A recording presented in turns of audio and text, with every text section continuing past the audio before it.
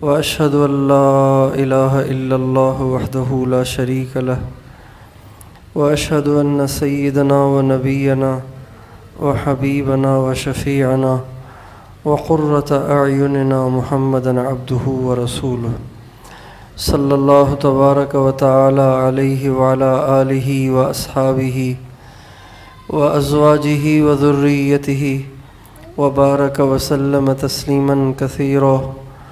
أما بعد فأعوذ بالله من الشيطان الرجيم. بسم الله الرحمن الرحيم. فبما رحمة من الله لنت لهم ولو كنت فظًا غليظ القلب لانفضوا من حولك.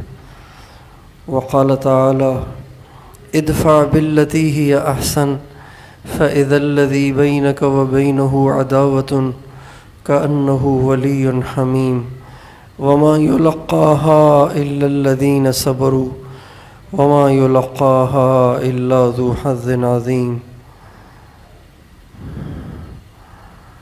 وقال النبي صلى الله عليه وسلم: عليك بالرفق فإن الله يحب الرفق في الأمر كله. سبحان ربك رب العزة عما يصفون وسلام على المرسلين والحمد لله رب العالمين. اللهم صل على سيدنا محمد وعلى آل سيدنا محمد وبارک وسلم. میرے محترم دوستوں اور بھائیوں،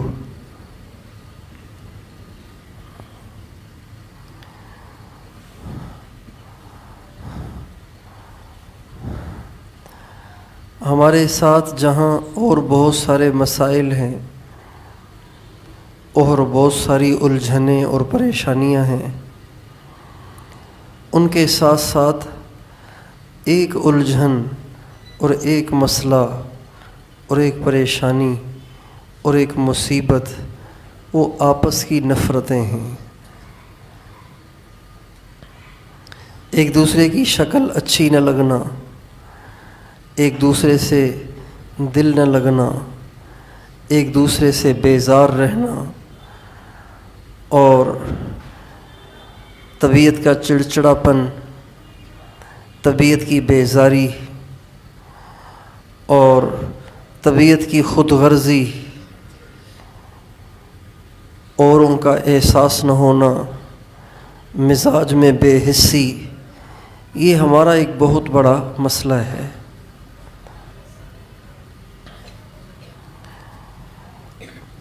معاشرہ صحیح معنی میں معاشرہ تب بنتا ہے جب ہر ایک دوسرے کا ہمدرد ہو، خیر خواہ ہو، ہر ایک دوسرے کا بھلا چاہتا ہو، ہر ایک دوسرے سے محبت کرتا ہو، الفت کرتا ہو.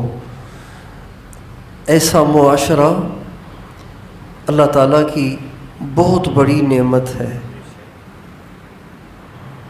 آپ سوچیں، ایک محلے میں 500 آدمی رہتے ہیں. جب ان 500 میں سے ہر ایک نے یہ طے کر رکھا ہو کہ میں نے اپنے پڑوسی کو دکھ میں اکیلا نہیں چھوڑنا، میں نے اپنے پڑوسی کو دکھ پریشانی میں اکیلا نہیں چھوڑنا، اور میں نے اسے کام آنا ہے، میں نے اس کی مدد کرنی ہے، میں نے اس کو محبت دینی ہے، اور میں نے کبھی اس کو پریشان نہیں کرنا. تو بتائیے، اس محلے میں ایک شخص سے محبت کرنے والے کتنے ہو جائیں گے؟ 499 آدمی.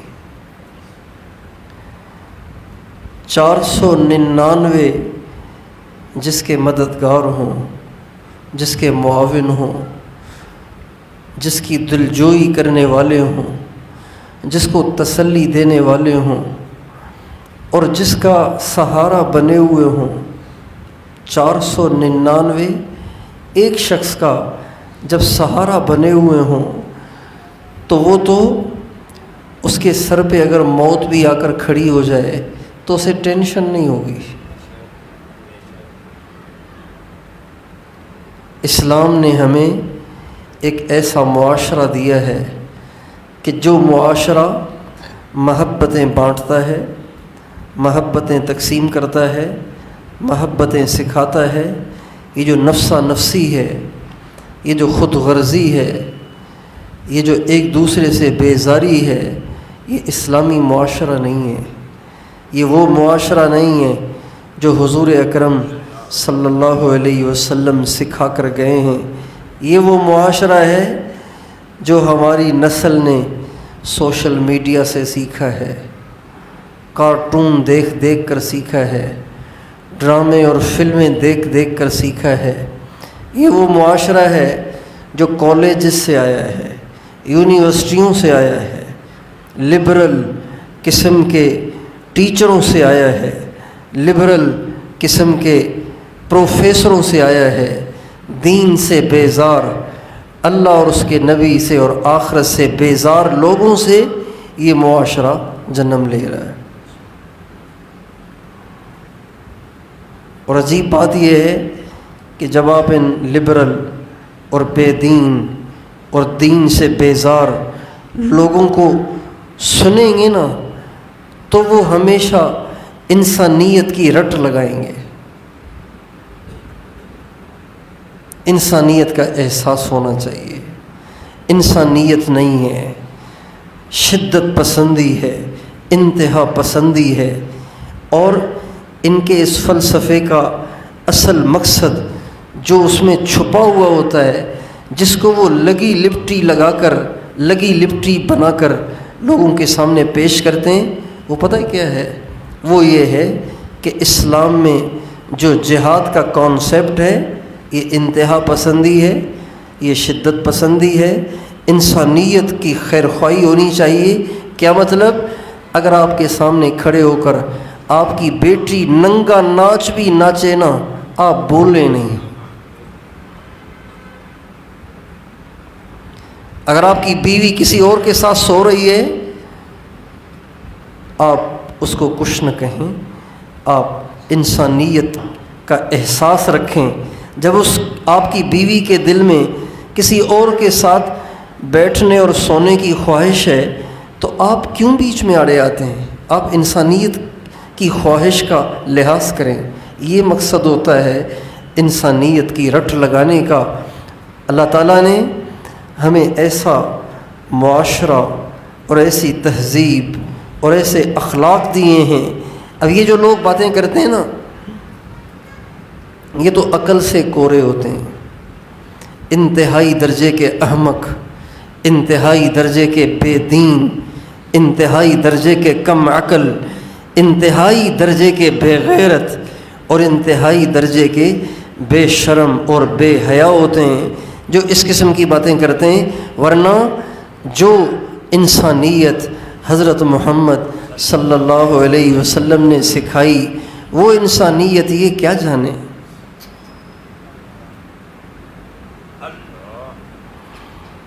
جس جہاد کو وہ انسانیت سے دور سمجھتے ہیں، وہ جہاد تو ہمارے نبی نے کیا ہے. تو اس کا مطلب یہ ہوا کہ آپ جس انسانیت کا درس دے رہے ہیں وہ انسانیت حضور کو بھی معلوم نہیں تھی، آپ پہ آ کے اتری ہے.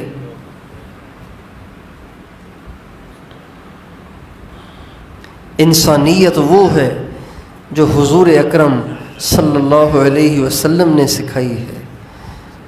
اخلاق وہ ہیں جو حضور اکرم صلی اللہ علیہ وسلم نے سکھائے ہیں. ہمارے نبی نے انسانیت کا وہ نقشہ پیش کیا ہے، وہ تصویر پیش کی ہے، وہ آپ نے پریکٹیکلی انسانیت سے بھرا ہوا، انسانیت سے مزین، انسانی اخلاق سے مزین ایسا مجموعہ دیا ہے کہ ایسا مجموعہ آج تک کوئی تیار ہی نہیں کر سکا.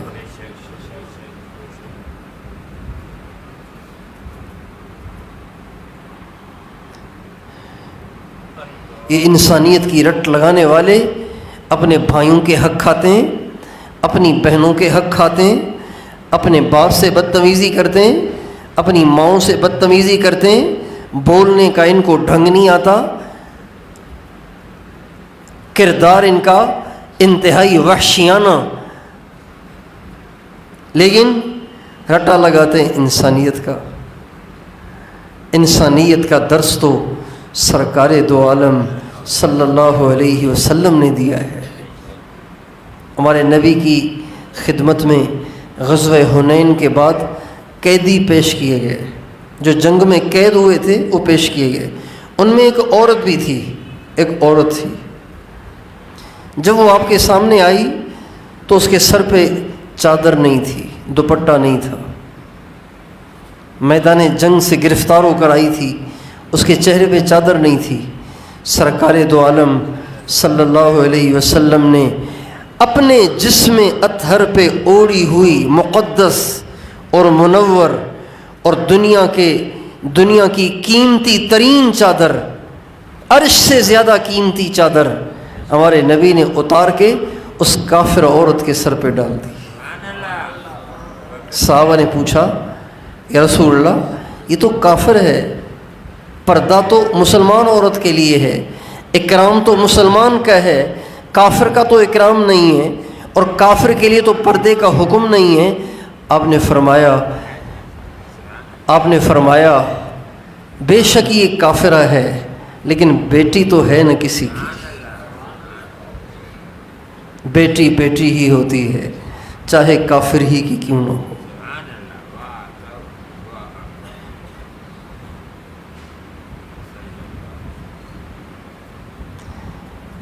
علماء کو انسانیت کا سبق سکھانے والے اس واقعے سے سبق حاصل کریں، اس واقعے میں غور کریں کہ کون سی انسانیت کا بھائی آپ درس دے رہے ہیں۔ اسمبلی ہالوں میں کھڑے ہو کے داڑھی منڈے، بے دین، شراب پینے والے، جوئے کھیلنے والے، رات زنا میں گزارنے والے کھڑے ہو کے انسانیت کا درس دیتے ہیں۔ کوئی انہیں سمجھائے کبھی انسانیت والا کوئی کام تم سے بھی ہوا ہے زندگی میں؟ تم مسلمانوں کو شدت پسند کہتے ہو، اہل دین کو انتہا پسند کہتے ہو، اہل دین کو شدت پسند کہتے ہو، اور ان داڑھی ٹوپی والوں کو دہشت گرد کہتے ہو۔ کبھی تم نے انسانیت دیکھی بھی ہے جس کا درس دے رہے ہو؟ کھڑے ہو کے لمبی چوڑی تقریر کرتے ہو، پتہ بھی ہے انسانیت کہتے کسے ہیں؟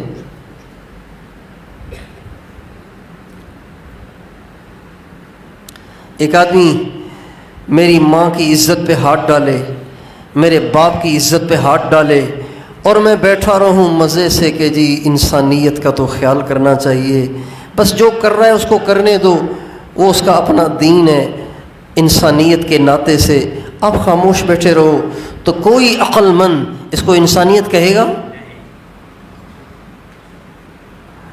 ہم مسلمانوں کی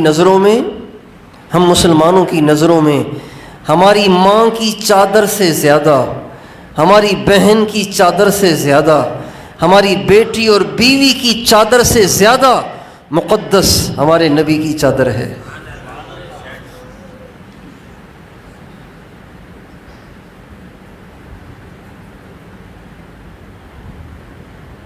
تو اگر کوئی ہمارے نبی کی چادر میں ہاتھ ڈالے گا تو پھر انسانیت یہی ہے کہ اس ہاتھ کو کاٹ دیا جائے۔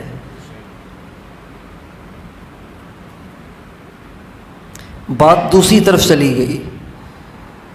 اسلام نے ہمیں ایک عظیم الشان معاشرہ دیا ہے، ایک عظیم الشان ماحول دیا ہے، ایک عظیم الشان کردار دیا ہے، ایک عظیم الشان زندگی دی ہے۔ اگر وہ زندگی آج کا مسلمان اور آج کا انسان اختیار کر لے، سچ پوچھو دنیا بھی جنت بن سکتی۔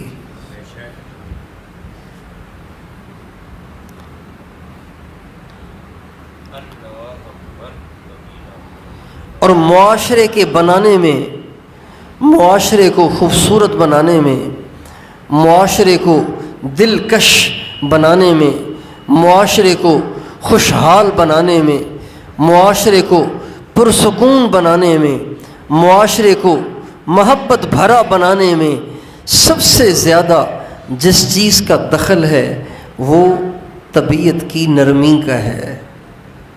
طبیعت کی نرمی، طبیعت کی نرمی، نرم مزاج ہونا۔ نرم مزاج ہونا یہ ایک ایسی صفت ہے جو معاشرے کو جنت بنا دیتی ہے۔ نرم مزاج ہونا معاشرے کو جنت بنا دیتا ہے، پرایوں کو اپنا بنا دیتا ہے، دشمنوں کو دوست بنا دیتا ہے، نفرتوں کو آگ لگا دیتا ہے، اور محبتوں کا بیج بو کر محبتوں کی فضا بنا دیتا ہے نرم مزاج کا ہونا۔ ہمارے نبی نے ایک معاشرہ بنایا، ایسا معاشرہ بنایا کہ ہمارے نبی سے پہلے بھی 1,24,000 انبیاء آئے، کوئی نبی ایسا معاشرہ نہ بنا سکا جیسا حضور نے بنایا۔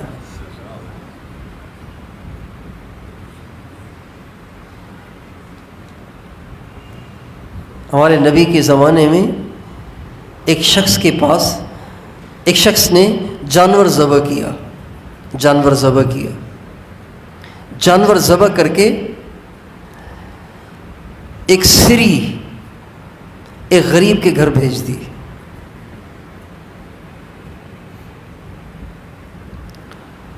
اس غریب نے سوچا کہ میرا پڑوسی بھی مسکین ہے، غریب ہے، اس کے گھر میں بھی فاقہ ہے، چلو ہماری خیر ہے، یہ سری اس کو بھیج دیتے ہیں۔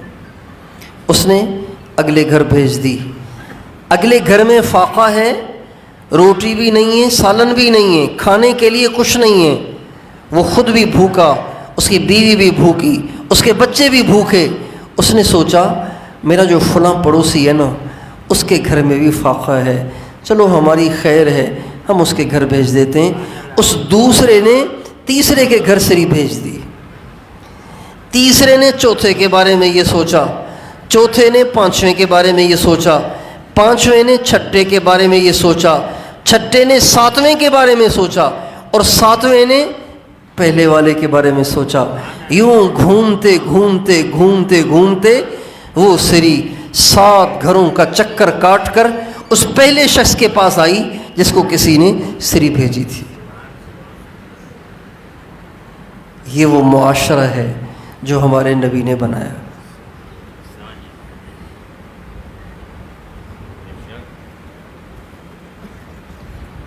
ہمارے نبی کے پاس لوگ آتے تھے دین سیکھنے کے لیے، تو زیادہ تعداد میں آتے تھے، تو عام طور پر آپ کے اندر جتنی استعداد ہوتی تھی اتنے مہمان آپ لے لیتے تھے، جو بچ جاتے تھے وہ آپ صحابہ میں تقسیم فرما دیتے تھے۔ ایک دفعہ مہمان سارے تقسیم ہو گئے، ایک مہمان باقی رہ گیا، اب آپ کے گھر میں بھی کچھ نہیں ہے، آپ نے سارے گھروں میں پیغام بھیجا کہ کچھ ہو تو مہمان کو لے آؤں۔ سارے گھر والوں نے کہا کہ ہمارے گھر میں آج رات کچھ نہیں ہے۔ حضرت ابو طلحہ انصاری رضی اللہ تعالیٰ عنہ نے کہا یا رسول اللہ یہ ایک مہمان میرے حوالے کر دیں، اللہ خیر کرے گا۔ وہ اپنے گھر لے گئے، بیوی سے جا کے کہا کچھ ہے؟ کہ کچھ بھی نہیں ہے، تھوڑا سا کھانا ہے، وہ بچوں کے لیے رکھا ہے، میں نے اور آپ نے تو بھوک سے رات گزارنی ہے، تھوڑا کھانا ہے بچوں کے لیے رکھا ہے۔ تو خاوند فرمانے لگے ام سلیم بچوں کو بھی تم بہلا پھسلا کے سلا دو، اور جو کھانا بچوں کے لیے رکھا ہے وہ مہمان کو کھلاؤ، لیکن مہمان ہمارے بغیر تو کھائے گا نہیں۔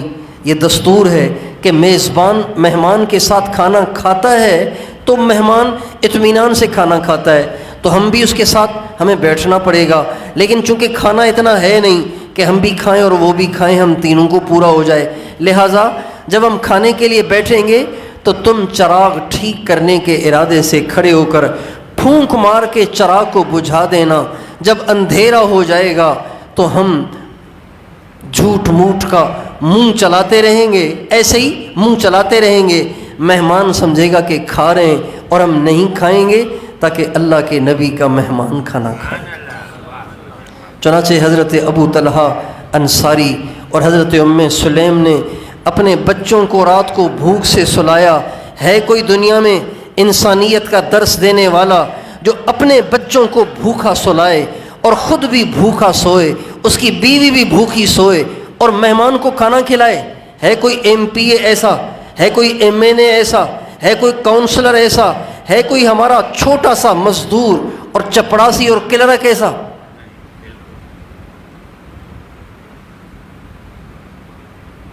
قصہ سنانا بڑا آسان ہے، اس موقع پہ یوں کرنا بڑا مشکل ہے، مشکل ہے۔ ہم سے تو نہیں ہوا اب تک کبھی زندگی میں۔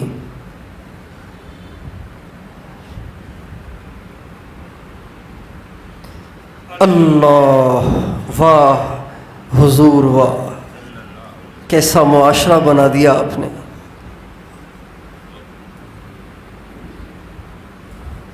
بہت آسان ہے کہنا، آپ تھوڑا سا گہرائی سے سوچیں گے نا کہ مجھ پہ اگر یہ حال آ جائے تو میں کہوں گا دفع ہو مہمان کو، بچے میرے بھوک سے سوئیں گے، میں تو کماتا ہی بچوں کے لیے ہوں۔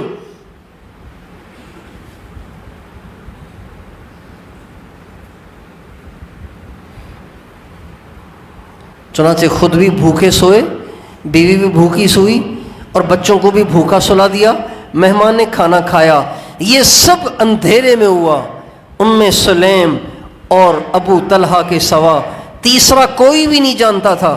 جب صبح کو فجر کی نماز کے لیے حضرت ابو طلحہ انصاری آئے، سرکار دو عالم صلی اللہ علیہ وسلم نے فجر کی نماز پڑھائی، پھر آپ نے فرمایا، آپ ابو طلحہ کی طرف متوجہ ہوئے اور فرمایا، ابو طلحہ تیری رات کی مہمانی جو تو نے اندھیرے میں کی ہے، جس کو کسی نے دیکھا بھی نہیں ہے، اللہ نے عرش پہ بیٹھ کے اس کو دیکھا ہے، اور اللہ کو تیری یہ مہمانی اتنی پسند آئی ہے کہ تیری شان میں اللہ تعالیٰ نے قرآن پاک کی آیت اتار دی ہے جس کو قیامت تک لوگ تلاوت کرتے رہیں گے۔ وَيُؤْثِرُونَ عَلَىٰ أَنفُسِهِمْ وَلَوْ كَانَ بِهِمْ خَصَاصَةٌ، یہ آیت ابو طلحہ اور ام سلیم کی شان میں اتری ہے کہ میرے نبی کے صحابہ اور صحابیات اتنے عظیم الشان ہیں کہ خود بھوکے سو جاتے ہیں، بچوں کو بھوکا سلا دیتے ہیں، لیکن مہمان کو کھلا دیتے ہیں۔ یہ وہ معاشرہ ہے جو ہمارے نبی نے تیار کیا تھا۔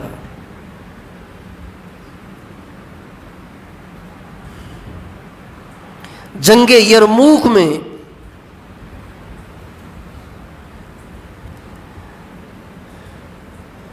ایک صحابی کہتے ہیں، میں نے اپنے چچا زاد بھائی کو گرا ہوا دیکھا، گرا ہوا، زخموں سے چور، آخری سانس چل رہے ہیں اور پکار رہے ہیں، کوئی پانی تو پلا دو، کوئی پانی تو پلا دو۔ زخموں سے چور ہیں اور پیاس سے نڈھال ہیں۔ چچا زاد بھائی کے کان میں جو آواز پڑی تو بھاگے گئے، تھوڑا سا پانی لے کے آ گئے۔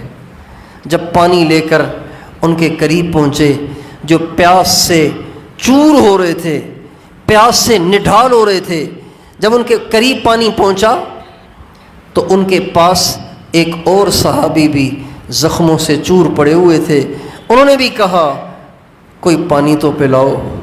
تو یہ صحابی جو پہلے سے پیاس سے نڈھال تھے کہنے لگے، پہلے میرے مسلمان بھائی کو پلاؤ، پھر مجھے پلا دینا۔ ہے کوئی دنیا میں ایسی ہمدردی لیا ہوا قوم پرست؟ یہ قوم پرست اپنے آپ کو بڑا ہمدرد کہتے ہیں نا، بڑے ہمدرد ہیں، بڑا ان کے دل میں درد ہے، بڑا ان کو احساس ہے، اپنی قوم کا بڑا ان کو احساس ہے۔ قوم تو تھر پار کر میں مر رہی ہے اور خود ایئر کنڈیشن میں بیٹھے ہوئے ہیں، بڑا ان کو احساس ہے۔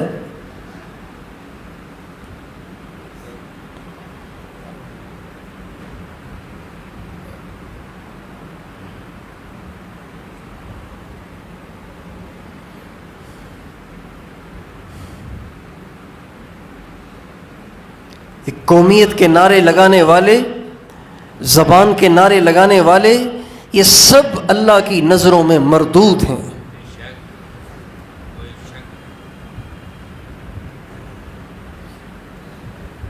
قومیت کے نعرے لگانے والے، زبان کے نعرے لگانے والے، یہ سب اللہ کی نظروں میں مردود ہیں۔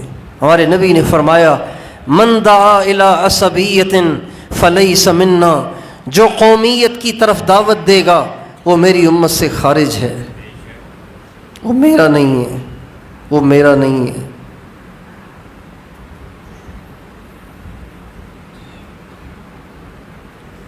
اس لیے آپ سب سے درخواست ہے، کبھی بھی اپنے آپ کو سندھی نہ سمجھنا، مہاجر نہ سمجھنا، پنجابی نہ سمجھنا، پٹھان نہ سمجھنا، راجپوت ہونے پہ نہ اترانا کہ میں راجپوت ہوں، پٹھان ہونے کا احساس نہ رکھنا، ہمیشہ حضور اکرم صلی اللہ علیہ وسلم کا امتی بن کر زندگی گزارنا۔ امتی بن کر زندگی گزاری، امتی ہونے کے احساس کے ساتھ مر گئے تو پھر پریشان نہ ہو، حضور آپ کے سفارشی ہوں گے۔ آپ کا ارشاد ہے شفاعتی لأہل الکبائر من امتی، قیامت کے دن میری امت میں سے جنہوں نے بڑے بڑے گناہ کیے ہوں گے میری امت میں سے، خارج نہیں ہوں گے۔ قومیت کی دعوت دینے والا تو خارج ہے، دھوکہ دینے والا خارج ہے، غیروں کی مشابہت اختیار کرنے والا خارج ہے۔ جو خارج نہیں ہیں، جو داخل ہیں اور انہوں نے کبیرہ گناہ کیے ہوئے ہیں اور انہوں نے توبہ نہیں کی اور ایسے ہی مر گئے، آپ نے فرمایا وہ نا امید نہ ہوں، ان کا آخری آسرا میں ہوں۔ یہ حدیث ریاض الجنت کے دروازے پہ لکھی ہوئی ہے۔ مسجد نبوی میں وہ جو ریاض الجنت ٹکڑا ہے نا، جس کے بارے میں آپ نے فرمایا ما بین بیتی و منبری روضۃ من ریاض الجنہ، میرے گھر اور میرے منبر کے درمیان جو ٹکڑا ہے وہ جنت کا باغیچہ ہے، اس کے دروازے پہ یہ حدیث لکھی ہوئی ہے، ابن ماجہ میں بھی لکھی ہوئی ہے۔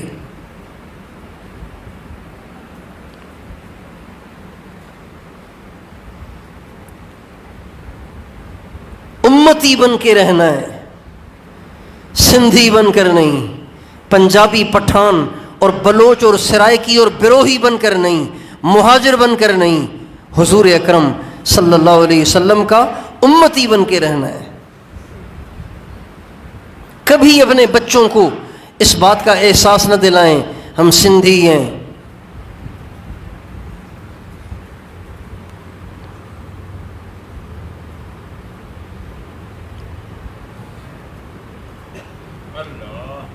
ایک دفعہ میں حاجی صاحب کے پاس کھڑا ہوا تھا، حاجی عبدالوہاب صاحب کے پاس، تو فرمانے لگے تم اپنے سندھیوں سے کہو، سنیے گا، تم اپنے سندھیوں سے کہو کہ تم حضور کے امتی ہو۔ پھر فرمانے لگے سندھیوں سے نہیں، میں نے غلط کہا، سندھ والوں سے کہو۔ اپنے بارے میں فرمانے لگے یہ جو میں نے تمہیں کہا نا سندھیوں سے، یہ میں نے غلط کہہ دیا، سندھیوں سے نہیں، سندھ والوں سے کہو کہ تم سندھی نہیں ہو، تم تو حضور کے امتی ہو۔ پتہ نہیں آپ سمجھے کہ نہیں سمجھے اس بات کو ہیں؟ دوبارہ سناتا ہوں۔ ایک دفعہ میں حاجی صاحب کے پاس کھڑا ہوا تھا تو فرمانے لگے تم اپنے سندھیوں سے کہو کہ تم سندھی نہیں ہو، تم حضور کے امتی ہو۔ پھر فرمانے لگے یہ جو میں نے تم سے کہا نا کہ سندھیوں سے کہو، یہ میں نے غلط کہا، سندھیوں سے نہیں، مجھے یہاں پہ کہنا چاہیے تھا تم سندھ والوں سے کہو کہ تم سندھی نہیں ہو۔ سندھ والا یعنی سندھ میں رہنے والا۔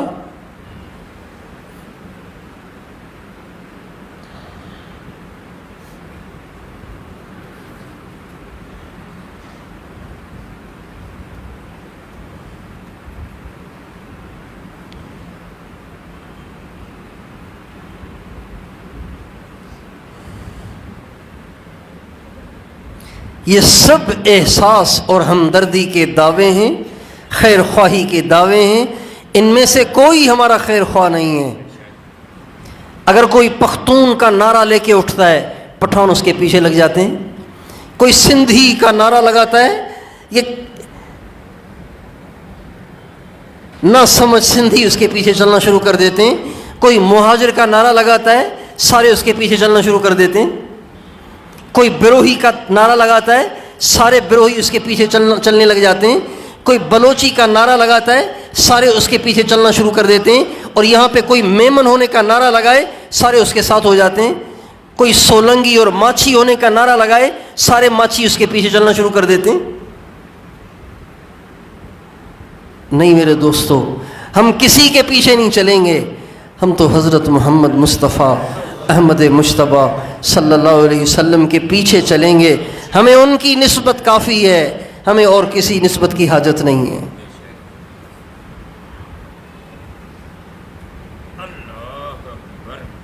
امام حسین رضی اللہ تعالی عنہ کی جو اہلیہ محترمہ ہیں، حضرت ربابہ بنت امرؤ القیس، جب کربلا کا واقعہ پیش آیا اور حضرت امام حسین شہید ہوئے، حضرت ربابہ واپس مدینہ منورہ پہنچیں تو عرب کے ہاں بیوہ ہو جانے کے بعد اگلی شادی جلدی کر دی جاتی ہے، عدت گزارنے کے بعد اگلی شادی کر دی جاتی ہے۔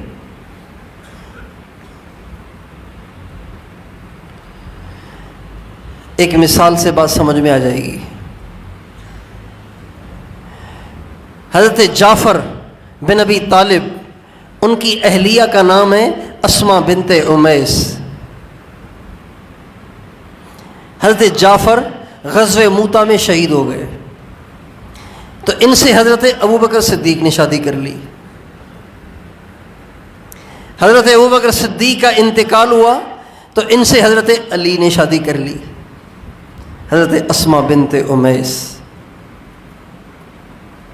تو عرب کے ہاں یہ عام رواج تھا اور یہ اچھی بات ہے۔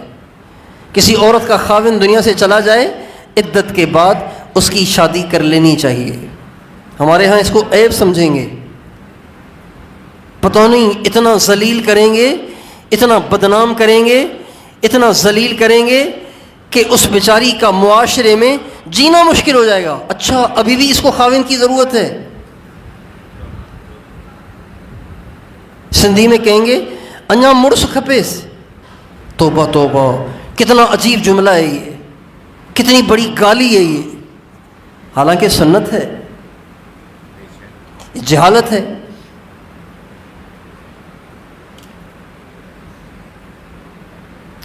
تو حضرت ربابہ بنت امرؤ القیس، امام حسین کی زوجہ مطہرہ، جب حضرت امام حسین شہید ہو گئے، یہ مدینہ آئیں، عدت پوری ہوئی تو کسی نے کہا ربابہ اب شادی کر لو، اکیلے زندگی گزارنے سے بہتر ہے شادی کر لو۔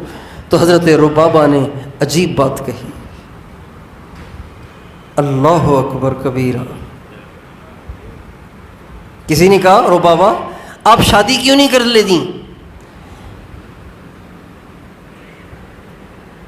عورت ہر مسئلہ اپنے بیٹے کو تو نہیں بتا سکتی نا، عورت اپنا ہر مسئلہ بیٹے کو بتا سکتی ہے، خاوند ہونا چاہیے جس کو وہ اپنے اندر کے مسائل بتائے۔ تو کسی نے کہا آپ شادی کیوں نہیں کرتی؟ کہ حضور کو سسر بنانے کے بعد کسی اور کو سسر بنانے کو دل نہیں چاہتا، حضور کی بہو بننے کے بعد کسی اور کا بہو بننا مجھے پسند نہیں ہے۔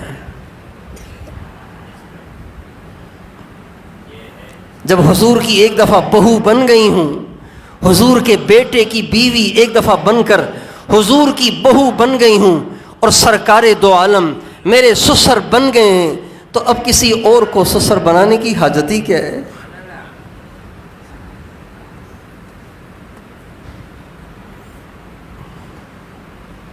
جب امتی ہونے کی نسبت ہمیں حاصل ہے تو اب سندھی پنے کی ضرورت ہی کیا ہے؟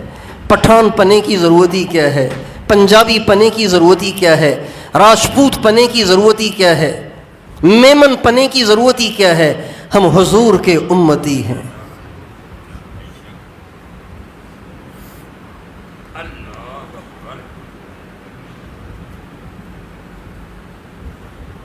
میں کہہ رہا تھا کہ یہ قوم پرست اپنے آپ کو بڑا ہمدرد بتاتے ہیں.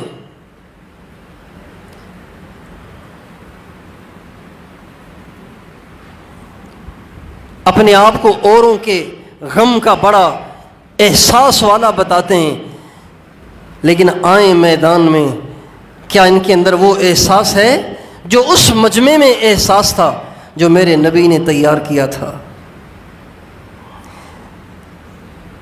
چچا زاد بھائی اپنے چچا زاد بھائی کو پانی پلانے جا رہا ہے اور وہ آخری لمحات میں چل رہا ہے، زندگی اس کی ختم ہونے والی ہے، پیاس سے وہ نڈھال ہو رہا ہے، پاس والا پانی مانگ رہا ہے تو یہ کہہ رہا ہے مجھے چھوڑ دو، پہلے اس کو پلاؤ. جب ان کے پاس پہنچے تو ایک اور نے آواز دی ہائے پانی، تو اس دوسرے نے کہا مجھے چھوڑ دو، پہلے اس کو پلاؤ. جب تیسرے کے پاس پانی پہنچا تو پانی پہنچتے پہنچتے اس کی روح پرواز کر گئی. پانی والا پریشان ہو کر جلدی سے پیچھے کو آیا، دوسرے نمبر والے کے پاس آیا تو وہ بھی اللہ کو پیارا ہو چکا تھا. جب دوبارہ تیزی کے ساتھ اپنے چچا زاد بھائی کی طرف آیا کہ اس کو پلاؤں تو آیا تو وہ بھی اللہ کو پیارا ہو چکا تھا. ان تینوں نے پانی کے گھونٹ کی قربانی دے کر ہمیشہ کے لیے تاریخ میں اپنا ایسا واقعہ درج کروا لیا کہ ہمیشہ امت حضور کے صحابہ پہ فخر کرے گی.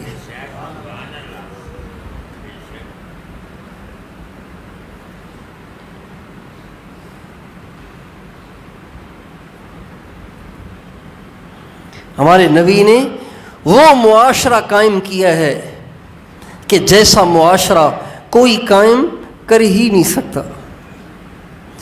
میرے بھائیوں، آج ہمیں ایسے معاشرے کی ضرورت ہے، آج ہمیں ایسے معاشرے کی ضرورت ہے. ادھر تو اپنے بھی کاٹ کھانے کے لیے تیار بیٹھیں، پرائے بھی کاٹ کھانے کے لیے تیار بیٹھیں، پڑوسی بھی کاٹ کھانے کے لیے تیار ہیں، رشتہ دار بھی کاٹ کھانے کے لیے تیار ہیں. بڑی عجیب بات کہی ایک عرب شاعر نے، وما اقاربک الا اقارب، وما اقاربک الا اقارب، تیرے رشتہ دار نہیں ہیں، یہ تو بچھو بنے ہوئے ہیں. یہ ایک شاعر کا شعر بھی ہے اور عربی زبان کا مقولہ بھی ہے. کہاوتیں ہوتی ہیں نا، ہر زبان میں کہاوتیں ہوتی ہیں نا، ہر زبان میں کہاوتیں ہوتی ہیں. سچ بیٹھو نچ پچھڑوں نہ منجھڑوں، یہ کہاوتیں ہیں نا سندھی کی. اسی طرح عربی زبان کی کہاوت ہے الاقارب الاقارب، اقارب حمزے اور الف کے ساتھ، اقارب عین کے ساتھ. اقارب کا ترجمہ رشتہ دار، عین اقارب کا ترجمہ بچھو. یہ رشتہ دار تو بچھو ہی ہوتے ہیں، انہوں نے تو ڈنگی مارنا ہوتا ہے. ایک رشتہ دار نے گاڑی خرید لی، بس پھر اس کی خیر نہیں ہے. اس نے اپنا مکان بڑا بنوا لیا، اب اس کی خیر نہیں ہے. ان کا کاروبار خوب چل گیا، اب اس کی خیر نہیں ہے. ایک تو باتیں سنا کے ذلیل کریں گے، دل دکھائیں گے، حسد کریں گے، پریشان کریں گے، اور بعض تو ایسی بدبختی کا مظاہرہ کریں گے کہ جائیں گے جادوگر کے پاس کہ یہ ہمارا رشتہ دار ہے اور اس نے ہمارا حق کھایا ہوا ہے، ایسا کوئی پڑھ کے اس کو پھینک دو نا کہ بس یہ کنگالی ہو کے رہ جائے. یہ بھی کرتے ہیں رشتہ دار.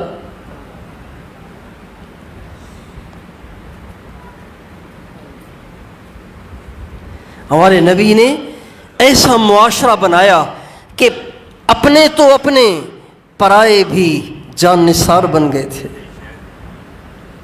اب یہ معاشرہ حضور ہی بنا سکتے ہیں اور حضور کے طریقے پہ ہی بن سکتا ہے، اس کے علاوہ نہیں بن سکتا. دنیا کے سارے فلسفی اکٹھے ہو جائیں، سارے دانشور اکٹھے ہو جائیں، سارے سیاستدان اکٹھے ہو جائیں، ساری حکومتیں اکٹھی ہو جائیں، ایسا معاشرہ نہیں بنا سکتے جب تک کہ وہ طرز اور طریقہ نہ اپنائیں اور وہ محنت نہ کریں جو سرکار دو عالم صلی اللہ علیہ وسلم نے محنت فرمائی ہے.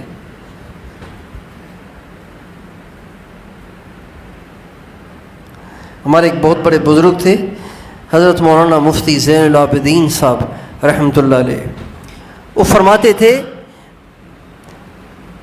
امریکہ نے برس ہا برس انتھک کوششیں کر ڈالیں کہ کالے اور گورے کو آپس میں ملا دیا جائے، ان کے آپس میں اتحاد اور محبت پیدا کی جائے، لیکن امریکہ اپنی ساری طاقتیں خرچ کر کر ناکام ہوا، کالے گورے کو آپس میں جوڑ نہ سکا۔ تبلیغ کی محنت نے ایک دسترخوان پہ کالوں کو بھی بٹھا دیا، گوروں کو بھی بٹھا دیا۔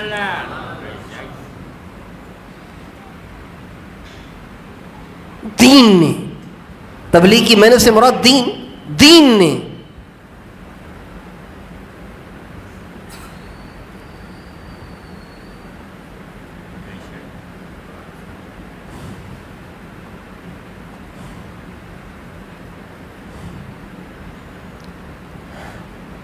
جو لوگ بڑے ہوتے ہیں ان کے بہت سے خادم ہوتے ہیں، بہت سے ان کے خادم ہوتے ہیں، خدام ہوتے ہیں، کسی کے ذمہ کوئی کام، کسی کے ذمہ کوئی کام، کسی کے ذمہ کوئی کام۔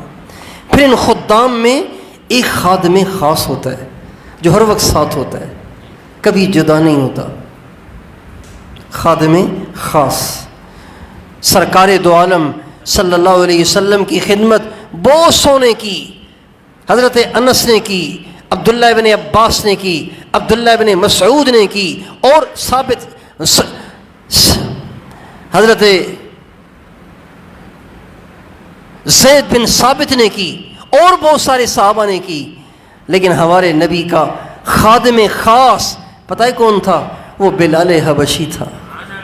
کوئی قریشی نہیں تھا، کوئی ہاشمی نہیں تھا، کوئی گورا نہیں تھا، کوئی چٹا نہیں تھا، کوئی خوبصورت نہیں تھا، محمد مصطفیٰ سارے حسینوں کے سردار اور سارے حسینوں کے بادشاہ کا خادم خاص حضرت بلال تھا۔ مجال ہے کسی کو کہ کوئی انگلی اٹھائے کہ یا رسول اللہ ہاشمی سارے مر گئے، آپ نے کالے کو اپنا خادم بنا لیا ہے، سارے عرب مر گئے کہ آپ نے ایک حبشی کو اپنا خادم خاص بنا لیا ہے؟ مجال ہے کسی کی؟ اس لیے کہ سب سمجھتے تھے یہاں معاملہ رنگ اور روپ کا نہیں ہے، یہاں معاملہ فضل اور کرم کا ہے۔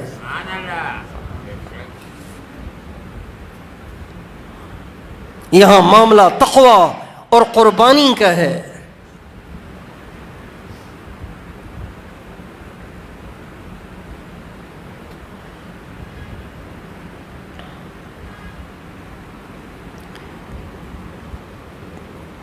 ایک اچھا معاشرہ، ایک اچھا ماحول، ہمدردی سے بھرا ہوا معاشرہ، ہمدردی سے بھرا ہوا ماحول، اس کے لیے سب سے زیادہ جو چیز اس میں مؤثر ہے وہ نرم مزاج ہے۔ کیا ہے وہ کیا ہے؟ نرم مزاج۔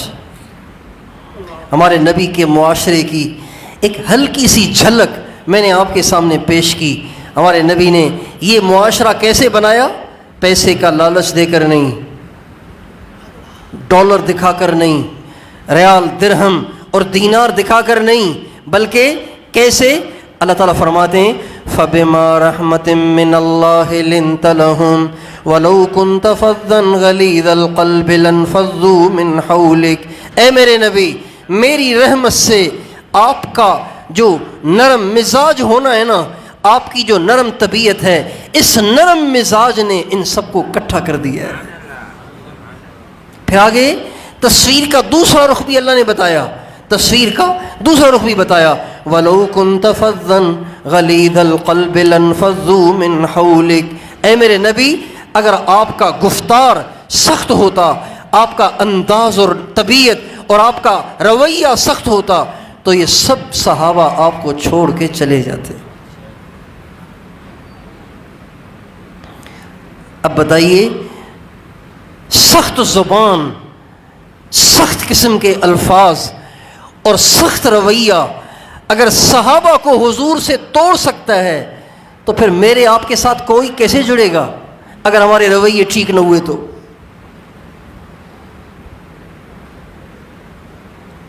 ہم لوگ پتہ کیا کہتے ہیں؟ ہم کہتے ہیں گالیاں بھی دیں، بدتمیزی بھی کریں، اور پٹائیاں بھی کریں، اور برا بھلا بھی کہیں، اور ماں بہن ایک بھی کریں، اور لوگ ہمارے ساتھ چپکے رہیں، جڑے رہیں۔ یہ تو حضور کے ساتھ بھی نہیں ہو سکتا تھا۔ اللہ کہہ رہے ہیں وَلَوْ كُنْتَ فَظًّا، اگر آپ کی زبان سخت ہوتی، غلیظ القلب، آپ کا مزاج سخت ہوتا، آپ کا رویہ سخت ہوتا، لَانْفَضُّوا مِنْ حَوْلِكَ، یہ وہ صحابہ جو آج آپ پہ جان چھڑک رہے ہیں، سب آپ کو چھوڑ کے چلے جاتے، آپ اکیلے رہ جاتے۔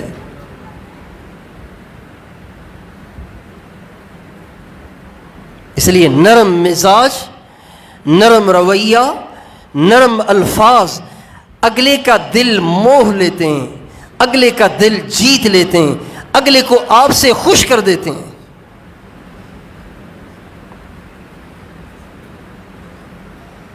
عجیب اللہ نے زبان کے الفاظ میں تاثیر رکھی ہے، عجیب تاثیر رکھی ہے۔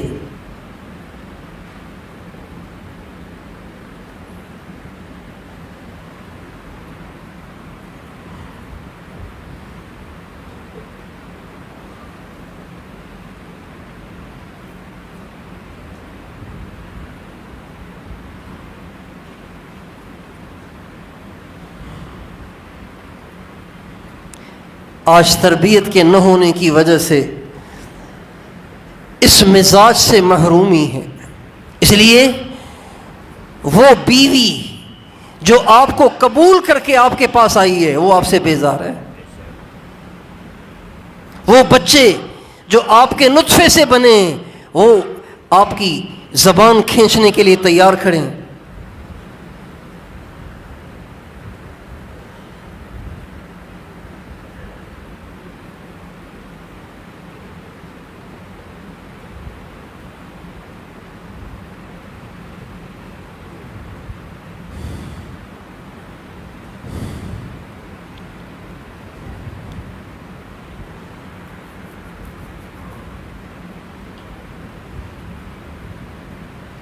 ایک شخص ہمارے نبی کے پاس آیا،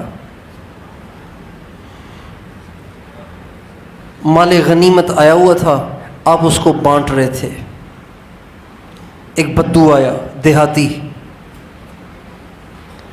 اس نے آپ کو چادر سے پکڑا، چادر میں ہاتھ ڈالا۔ کسی کو متوجہ کرنا ہو نا تو کندھے پہ ہاتھ رکھتے ہیں نا، بھائی میری بھی سنو بھائی، کندھے سے پکڑ کے اپنی طرف متوجہ کرتے ہیں نا۔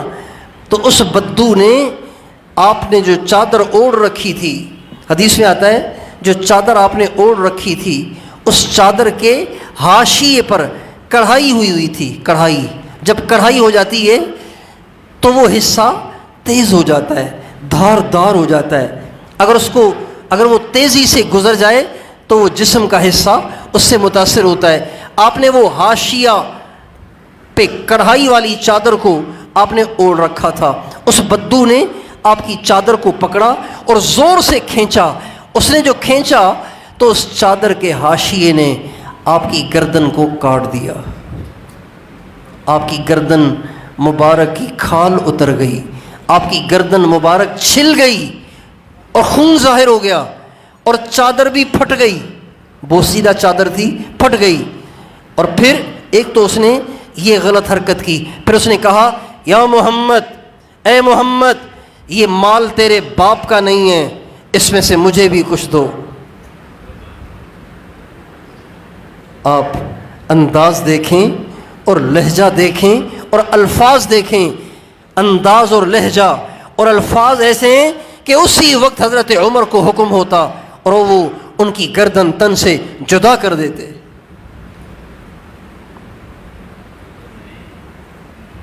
لیکن حدیث میں آتا ہے جب اس نے یوں کیا تو آپ اس کی طرف دیکھ کے مسکرائے اور آپ نے فرمایا بے شک یہ مال میرے باپ کا نہیں، میرے اللہ کا ہے۔ یہ مال میرے باپ کا نہیں، میرے اللہ کا ہے۔ تو نے ٹھیک کہا، تم نے صحیح کہا، یہ بے شک اللہ کا ہے، میرے باپ کا نہیں ہے۔ اور کوئی بردبار سے بردبار بھی ہوتا تو کہتا ٹھیک ہے میرے باپ کا بھی نہیں ہے تو پھر تیرے باپ کا بھی نہیں ہے، چل یہاں سے۔ جواب تو اس کا یہ بنتا ہے نا، میرے باپ کا نہیں تو تیرے باپ کا ہے، چل یہاں سے، پھر بولنا سیکھ گیا بدتمیز کہیں کا۔ آپ دیکھ کے مسکرائے اور آپ نے فرمایا بے شک یہ مال میرے باپ کا نہیں ہے، اللہ کا مال ہے۔ پھر آپ نے فرمایا اس کے اونٹ کو غلے سے بھر دو، اس کے اونٹ کو غلے سے بھر دو۔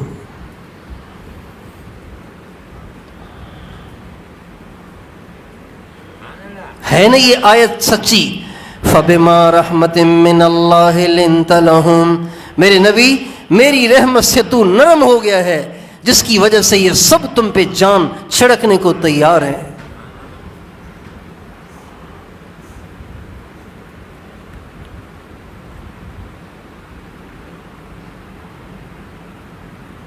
طبیعت کی نرمی جس میں آ گئی ہمیشہ وہ جوڑ کا باعث بنے گا، توڑ اور جھگڑے کا باعث نہیں بنے گا۔ طبیعت کی نرمی، ہمارے نبی کا ارشاد ہے مَن یُؤْتَ الرِّفْقَ فَقَدْ أُوتِیَ خَیْرًا کَثِیرًا، جسے نرمی مل گئی اسے بہت بڑی خیر مل گئی۔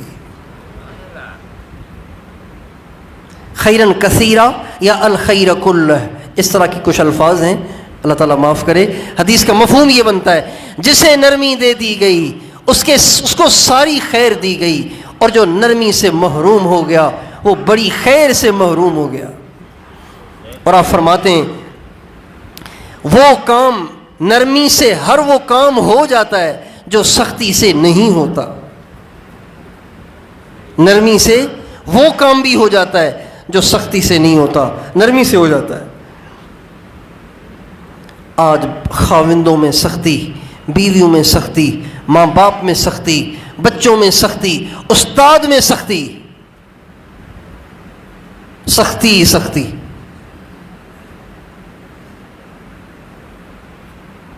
اس لیے ماتحت باغی ہو جاتے ہیں، ماتحت باغی ہو جاتے ہیں۔ مالک میں سختی اپنے ملازم کے لیے، استاد میں سختی اپنے شاگرد کے لیے، ماں باپ میں سختی اپنے بچوں کے لیے، خاوند میں سختی اپنی بیوی کے لیے، سختی ہی سختی۔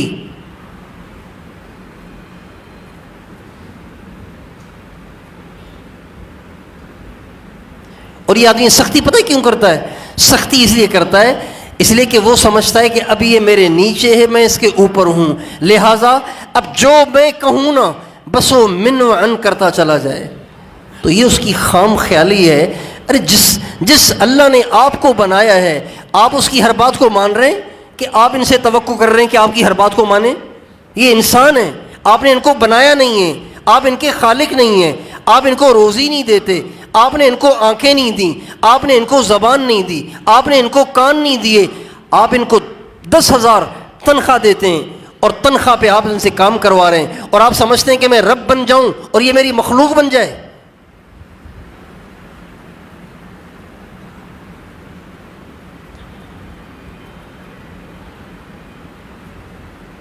اس لیے بھائیوں، اگر ہم چاہتے ہیں وہ معاشرہ قائم ہو جو معاشرہ سرکار دو عالم صلی اللہ علیہ وسلم کے زمانے میں قائم ہوا، تو نرمی کو اختیار کریں، لہجہ نرم، الفاظ نرم، انداز نرم، طبیعت نرم،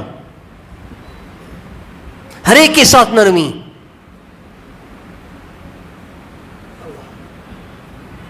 سختی کہاں کرنی ہے؟ شریعت نے بتایا ہے، اپنی مرضی سے نہیں کرنی۔ سختی کہاں کرنی ہے؟ میدان جہاد میں، میدان جہاد میں سختی کرنی ہے، گھر میں نہیں کرنی سختی۔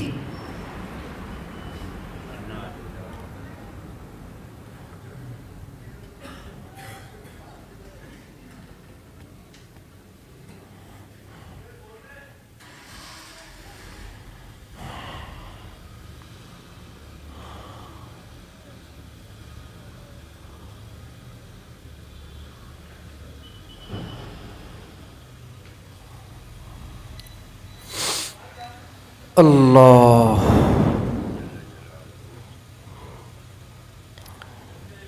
کیا خیال ہے؟ اپنی طبیعتوں کو نرم کریں گے؟ پتھر کو نرم کرنا آسان ہے، سخت طبیعت کو نرم کرنا اس سے زیادہ مشکل ہے۔ زور لگے گا جب آپ کو ناگواری پیش آئے گی، اگلا آپ کی پگڑی اتارے گا اور اگلا آپ کا چھوٹا آپ کی نافرمانی کرے گا، آپ کو مرچیں بہت لگیں گی، لیکن اس موقع پر آپ یاد کریں کہ حضور نے اس بدو کے ساتھ کیا کیا تھا، وہ کریں۔ دو باتیں، دو حدیثیں اور سناتا ہوں پھر ختم کرتا ہوں۔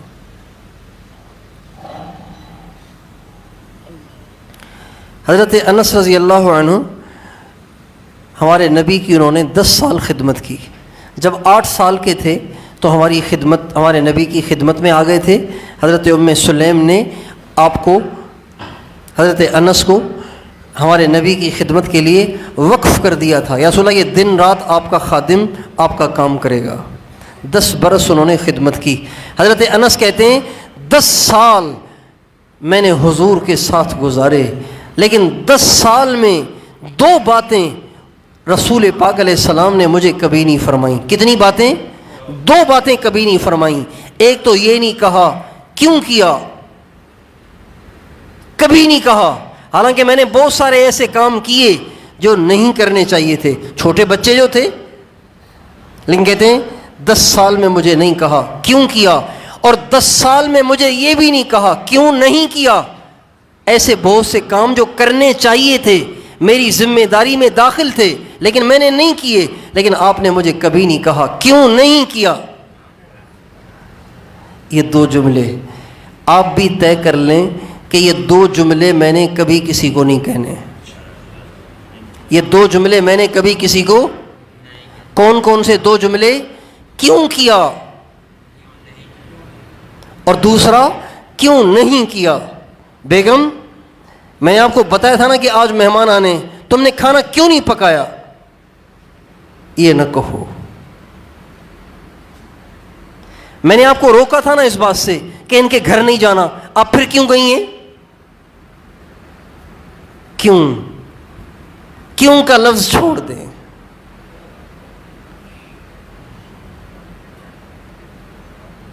تیار ہے کوئی؟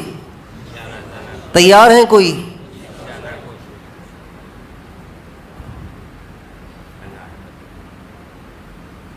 ایک حدیث، دوسری حدیث،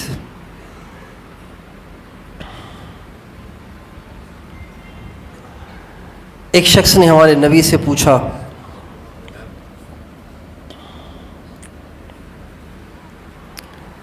یا رسول اللہ میرا ایک نوکر ہے، میرا ایک ملازم ہے، نوکر ہے، تو وہ غلطی کرتا ہے، میں کچھ کہتا ہوں وہ کچھ کرتا ہے، تو کتنی اس کی غلطیاں معاف کر کے پھر اگلی غلطی پہ اس کو سزا دوں، اس کی کوئی حد مقرر فرما دیں۔ اس نے 1 دفعہ غلطی کر دی، معاف کر دوں، دوسری دفعہ کر دی، معاف کر دوں، تیسری دفعہ کر دی، معاف کر دوں، کب تک معاف کرنا ہے اور کب جا کے اس کو سزا دینی ہے، اس کی کوئی حد مقرر کر دیں۔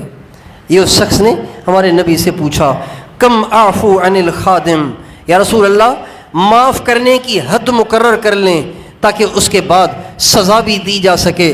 آپ نے فرمایا کل یوم 70 مرتن، روزانہ 70 دفعہ معاف کر لیا کرو۔ کس کو؟ کس کو؟ نوکر کو، بیوی تو نوکر نہیں ہے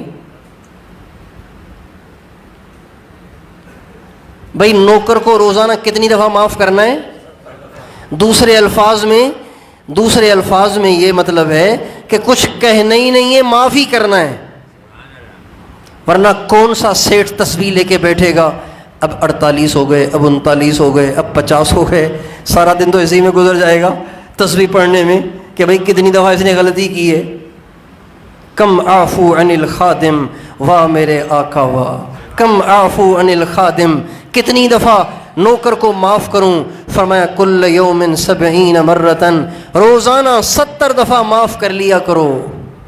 اگر آپ کہتے کہ 3 دفعہ تو ضرور وہ کہتے کہ 4تھی دفعہ تو پھر ٹھکائی ہونی چاہیے۔